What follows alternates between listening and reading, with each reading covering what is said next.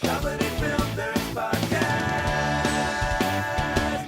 All right. Let's do it. Let's talk about, now, we were talking about some... Trailers. Let's do some trailers. Oh, wait, no, let's talk about Ramon. Oh, yeah. There's a couple Elijah Wood movies that you've seen recently. Well, you were asking me, like, what indie films I like. Everything's illuminated. Everything is illuminated, which is, it's based on a book, but I just kind of randomly, I don't even remember why.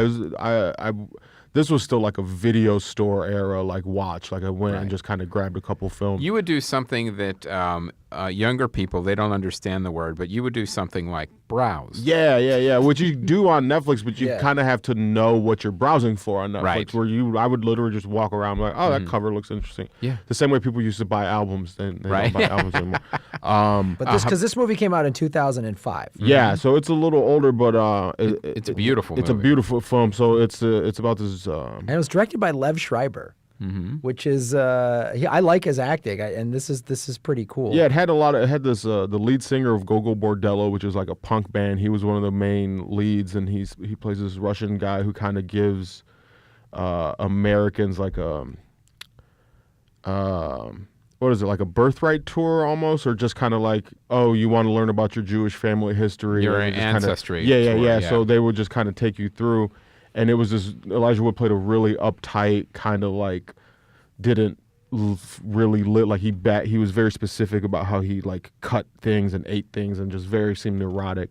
And then went on this trip. A little OCD. OCD type of dude. And he goes on this trip to kind of just learn about his family.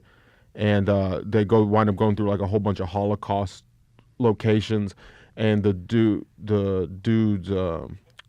Russian guy's like, curmudgeonly grandfather and like his dog come with them for some reason. So that's what's so interesting about this movie. As dark as that subject material sounds, the way it's shot is bright and beautiful with these sweeping green landscapes and stuff. It's really an interesting movie. And there's a lot of just very sharp but dark humor moments in it that are just very, I don't know, it was a very rich film. And I watched that like around the same time as Green Street Hooligans, which oddly also has Elijah Wood in it, and like Charlie Hunnam, and is this an Irish accent? Charlie Hunnam, like actual accent, Charlie Hunnam. And I wonder if he's gonna finally get to do a movie with Elijah Wood. And Elijah Wood again played a very nebbishy, like kind of uptight American dude who goes over there. I think he went to visit his sister.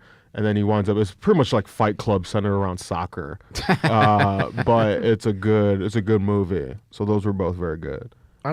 Cool. Well, that's awesome because I'm just looking at Elijah Wood's filmography here.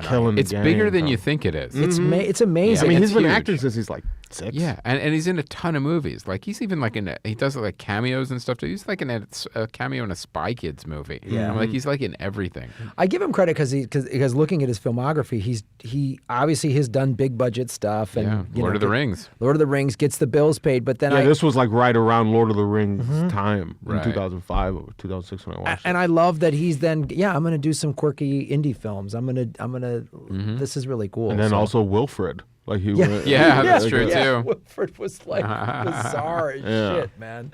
I give him full credit for that. That's awesome.